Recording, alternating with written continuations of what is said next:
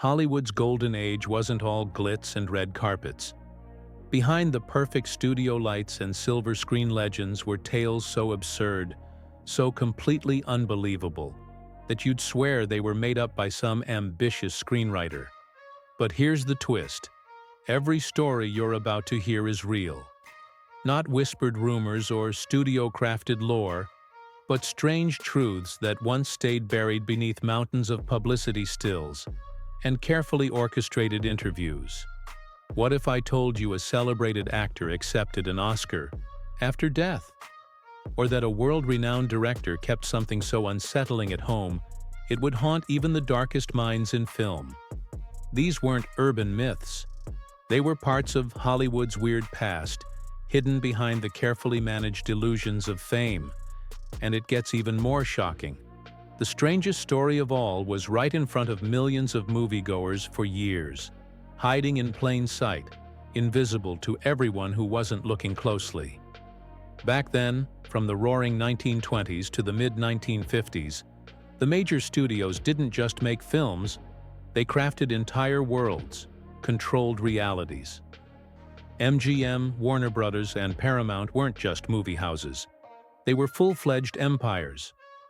Publicists weren't just spinning stories, they were rewriting lives. And what they didn't want you to see, they made sure you never saw it. This ironclad grip on image gave rise to some of the most surreal cover-ups and manipulations ever seen in the entertainment industry. These weren't just offbeat trivia bits. They were the heart of a hidden Hollywood, one far more bizarre than anything ever written in a script. Let's start with a face millions adored, Clark Gable. That dazzling smile? Manufactured. By age 32, the so-called king of Hollywood had lost most of his natural teeth. Decay, gum disease, and childhood malnutrition had taken their toll. But MGM couldn't risk letting the world see their leading man toothless, so they had custom dentures made.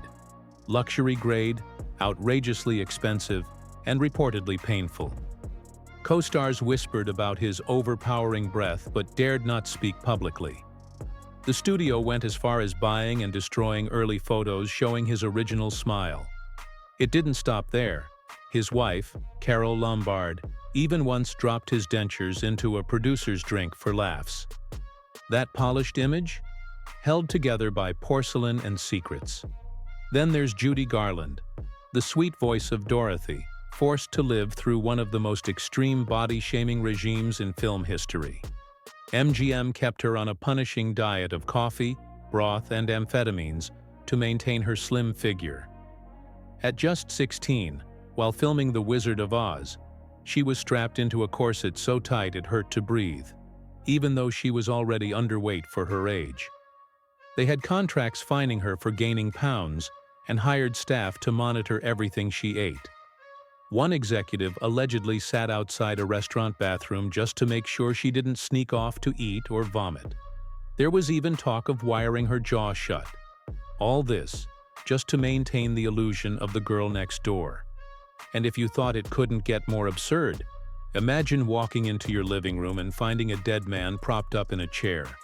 That's exactly what happened to Errol Flynn.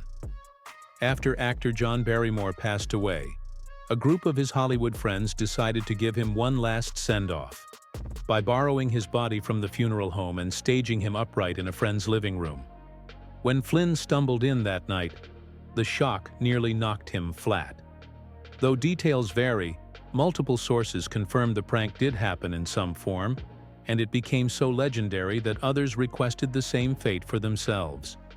Yes, this was Hollywood, where even death was treated like a publicity stunt. Not every tale is funny. Some are chilling in their contradictions. Thelma Todd, a comedic actress beloved for her sparkling screen presence, was found lifeless in her car, wearing a glamorous gown and diamonds. The garage was locked from the outside. Her car keys, gone. The official story was accidental carbon monoxide poisoning, but strange marks on her body and missing items told another tale. She'd reportedly clashed with both her gangster business partner and her ex-husband. And just like that, the case was closed with barely a second glance. Was it studio pressure? An inside job? We may never know. But for decades, rumors swirled that the truth was buried with her, just out of reach. As Hollywood embraced sound, not all stars made the transition. The arrival of talkies shattered careers. Imagine being adored in silent films, only to be mocked for your accent or voice. Victor Varconi, desperate to lose his Hungarian accent, practiced for hours with marbles in his mouth. One session nearly ended in tragedy when he choked. Swedish actor Einar Hansen died in a suspicious car crash soon after learning his career was over. Studios called it an accident. Behind the curtain, things grew darker. Actors with unsuitable voices were dubbed live by voice doubles, hidden just off camera. Some stars didn't hear their new voices until a premiere, and when they did, the shock broke them. A few reportedly fled theaters in emotional distress, devastated by the realization that their real selves had been erased. And then there was MGM's Dwarf Village, a surreal community built not for comfort, but for control. Designed to house the little people cast in The Wizard of Oz, it resembled a child-sized suburban town. But inside those tiny homes, strict rules reigned. Residents had to stay in character, wearing costumes in public, living out studio fantasies even on their days off. A miniature grocery store, a custom-built bar, and frequent height inspections were all part of MGM's eerie grip on their image. It wasn't a neighborhood. It was a controlled stage where the performance never ended. Each of these tales peels back a layer of Hollywood's carefully painted mask. And the deeper we dig, the more we realize how twisted reality can become when fame and control collide. Because sometimes the most unbelievable stories are the ones that actually happened. Alfred Hitchcock's fascination with suspense didn't just live on the screen, it chilled the air behind the scenes too.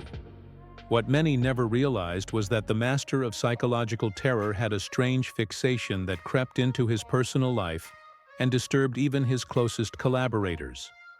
Hitchcock's obsession with refrigerators, not for storing food, but as potential murder devices or secret body compartments, pushed beyond cinematic creativity into eerie territory. Crew members whispered about his bizarre habit of collecting news articles and crime photos involving fridge-related deaths, which he carefully stored in a private file he jokingly called his cooling-off period. But the laughs quickly faded when, during the filming of Psycho, Hitchcock had a fully functioning refrigerator delivered to set. Not for any scene, but so he could silently stare into it between takes.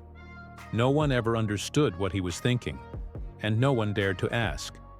Things grew stranger on the set of Rear Window, where he reportedly instructed prop crews to fill a fridge with real food that would slowly rot over the course of filming. Each day he'd open it, inspect the decay, and snap photographs. The growing stench didn't seem to bother him. He was studying something deeper. And in a truly unsettling party trick, he was known to arrive at dinner events with hand-drawn schematics, showing how the host's refrigerator could be altered to conceal a human body. It was part humor, part horror, and no one quite knew which part was more sincere. Just when you think Hitchcock couldn't be more eccentric, his strange gift-giving habits turned private gatherings into scenes straight out of a thriller. And then there was the Oscar campaign so surreal, it blurred the line between tribute and theatrics. James Dean, the icon of raw emotion and rebellious youth, had already passed by the time his final film, Giant, was ready to hit theaters. But Warner Brothers wasn't willing to let go. Instead of treating the release as a somber farewell, they orchestrated one of the most bizarre publicity campaigns in film history. Radio listeners across America heard Dean discussing his performance through an eerily accurate impersonator. The illusion went so far that some believed Dean had recorded new interviews from beyond. Theatergoers attending screenings of Giant were greeted by a life-size wax replica of the actor, posed as if he were there in person to watch his final performance. It wasn't just about honoring a legend. It was about keeping him alive in the public's mind, one chilling moment at a time. Even more surreal was the studio's use of marketing lines implying Dean was reaching out from the afterlife, craving recognition from an academy that had ignored him in life. And against all odds, it worked. Dean received a posthumous Best Actor nomination in 1957, a haunting honor that made history and left many questioning how far Hollywood should go to keep their stars shining. This wasn't just about awards. It was about the industry's uncanny ability to turn tragedy into spectacle. Just outside Hollywood's glitz stood a facility few knew existed. A secluded animal farm owned by MGM, shrouded in secrecy and silence. This wasn't a charming sanctuary for retired movie pets. It was a controlled experiment in breeding, behavior modification, and visual perfection. Set up in the 1930s, this hidden farm was designed to engineer animals for the camera. Horses were bred for smoother walks, birds trained to hit specific landing spots, and lions were selectively bred to shrink in size for easier handling. Former employees claimed animals that didn't meet expectations were left in a purgatory of confinement, too unpredictable for filming but too specialized to release. Behind its fences, stories emerged of a desensitizer room, where animals were exposed to intense lights, synthetic heat, and bizarre sounds to condition them for the unnatural world of Technicolor filming. The more artificial the environment on screen became, the more surreal the training behind the scenes had to be. Meanwhile, child star Carl "Alfalfa" Switzer from our gang faced a life after fame that ended in tragedy and farce. No longer a Hollywood darling by the late 1950s, he worked as a dog trainer and hunting guide. But it was a lost dog that led him down a fatal path. After returning a valuable hunting dog to its owner, Switzer requested a modest reward. But the situation escalated weeks later when Switzer returned, intoxicated and demanding more compensation. What began as an awkward exchange turned fatal when a confrontation led to a struggle, and Switzer was fatally wounded. His final words were reportedly a stunned, "I've been shot." Newspapers barely blinked. Hollywood had long since moved on. The man who fired the shot was acquitted, but whispers about what really happened that night lingered in shadows. Years later, the location of the incident would become a kitschy souvenir shop selling Little Rascals memorabilia, ironically unaware of its dark past. Then there's Hitchcock's even stranger secret, a private collection of prosthetic body parts. It wasn't enough to scare audiences with psychological twists. He needed physical props that blurred the line between imagination and obsession. In his locked office cabinet were drawers full of hands, eyes, and ears, each labeled with disturbing precision. Before filming violent scenes, Hitchcock would lay them out on his desk like a surgeon preparing for operation. What made this habit so unsettling was the personal touch. Some prosthetics were said to be modeled after people who had irritated him professionally. Critics, executives, even former collaborators. Composer Bernard Herrmann once claimed Hitchcock gleefully showed him a fake hand, revealing it resembled a film reviewer who had panned his last project. And in one final morbid twist, Hitchcock allegedly left instructions that upon his death, certain prosthetics be anonymously mailed to specific people in the industry with no explanation, just a chilling note. His estate reportedly ignored this request, except for one. A glass eye supposedly arrived at the doorstep of a producer who once refused to back his film. In the haze of old Hollywood glamour, some stories cling to the shadows, too haunting to forget, too strange to believe. The tale of Peg Entwistle is one such story, etched into the very bones of the Hollywood sign.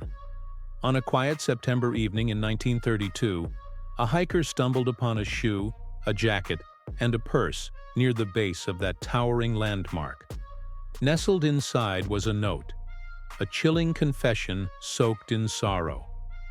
Peg had ascended the ladder of the towering H in Hollywoodland, not to claim the fame she once dreamed of, but to leap from it, an unforgettable symbol of rejection from the industry she gave everything to.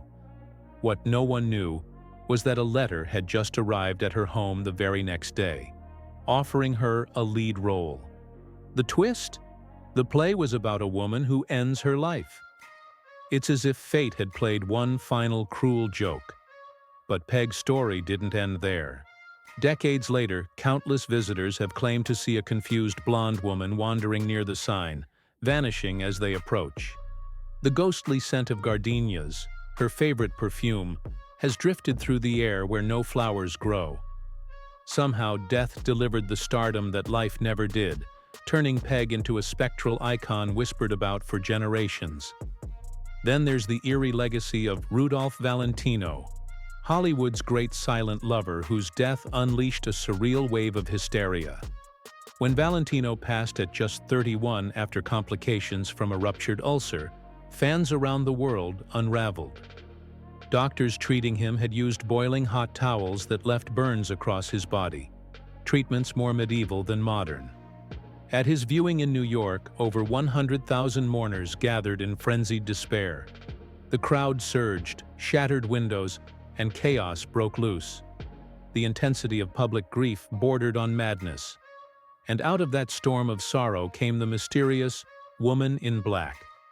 Each year, she silently visited his grave on the anniversary of his death, leaving a single red rose. No one knew who she was. For decades, her identity was debated, rumored, and mythologized, until one woman, Dietra Flame, claimed the role, saying Valentino once visited her as a child, and she had vowed to remember him. True or not, the annual ritual endured for 50 years, becoming an almost sacred performance of loss, mystery, and devotion. It wasn't just a tribute, it was Hollywood myth-making in real time. And what could be more theatrical than the infamous clash of two titanic screen legends, Bette Davis and Joan Crawford? Their feud was not just bitter, it was operatic. What started as a love triangle spiraled into full-blown warfare. Crawford allegedly stole away Davis's love interest, actor Franchot Tone, just to spite her. Years later, when the two were cast together in Whatever Happened to Baby Jane, the tension exploded on set. Davis installed a Coca-Cola machine, needling Crawford's allegiance to Pepsi. In retaliation, Crawford reportedly weighed down her costume so Davis would hurt herself trying to drag her during a scene. The tension climaxed at the 1963 Oscars. Davis had been nominated, Crawford hadn't, so Crawford maneuvered behind the scenes, offering to accept awards on behalf of absentee nominees. When Anne Bancroft won instead, Crawford sauntered past Davis to accept the statue with a smug grin that became one of the most awkward moments in award show history. This wasn't just rivalry, it was an art form, and it endured till the very end. Davis's final jab after Crawford's passing? Joan Crawford is dead. Good. It was a mic drop from beyond the grave. Then there's the infamous Wizard of Oz myth, a dark illusion that refused to fade. For decades, rumors swirled that a Munchkin actor had ended his life on set, and that the tragic moment had been accidentally filmed in the background of one iconic scene. The legend claimed you could spot the silhouette swinging from a tree as Dorothy, the Scarecrow, and the Tin Man danced off into the forest. But it wasn't a person at all. It was a bird, stretching its wings, part of the live animal set dressing MGM had used for realism. On grainy TV sets, the movement looked eerie, almost human. And that's all it took. The myth caught fire, spreading faster than any official denial. Even as studios explained the truth, the fiction had already burned its way into the public consciousness. Ironically, the actual on-set incidents were far more disturbing. Buddy Ebsen, the original Tin Man, was hospitalized after inhaling toxic makeup. Real asbestos snow blanketed the actors during the poppy field scene. These were the hidden dangers, the real weirdness. But it was the fabricated tale that survived, because in Hollywood, illusion often outlasts reality. Through these stories, a pattern emerges. A stage where myths and truth share the spotlight. Behind every curtain, there's another layer. A whispered secret, a forgotten contract, a manipulated image. Hollywood's magic was never just about make-believe. It was about constructing alternate realities. And perhaps no star exemplifies this more than Rudolph Valentino himself. While his career brought fame and fortune, it also laid bare the complexities of celebrity wealth. Valentino was one of the first true movie idols to indulge in high-end luxury, driving sleek Hispano-Suiza cars, donning Cartier timepieces, and living in palatial Beverly Hills estates with marble floors and imported fountains. He invested in properties across California and reportedly leased a private aircraft before it was fashionable. He even dabbled in product endorsements and silent-era merchandising. Behind the scenes, he protected his image and assets with career insurance policies, a rare move at the time. His estate reflected meticulous planning, but his lavish lifestyle came at a cost. When debts and legal disputes surfaced after his death, the illusion of untouchable wealth crumbled. And yet, there's a lesson in his story. Fame fades, but financial literacy and diversification endure. Valentino's legacy offers a blueprint for how modern celebrities balance image with investments, extravagance with smart planning. When we look at all these bizarre Hollywood tales together, they form a mosaic of illusion, tragedy, and survival. These weren't just stories, they were reflections of the system itself. Behind every legendary moment was a carefully curated facade. Every iconic scene had shadows just outside the frame. These stories persist because they reveal the tension between the dream we're sold and the reality that built it. And perhaps that's what makes classic Hollywood so endlessly fascinating. Not just the glitz, but the grit. Not just the spotlight, but the darkness that sometimes came with it. In the end, what draws us in isn't the perfection. It's the humanity hidden beneath the myth. From red carpets to real-life revelations, Jason Momoa keeps us hooked. Hit like, drop your thoughts below, and subscribe, because next time, we dive even deeper into Hollywood's wildest waves.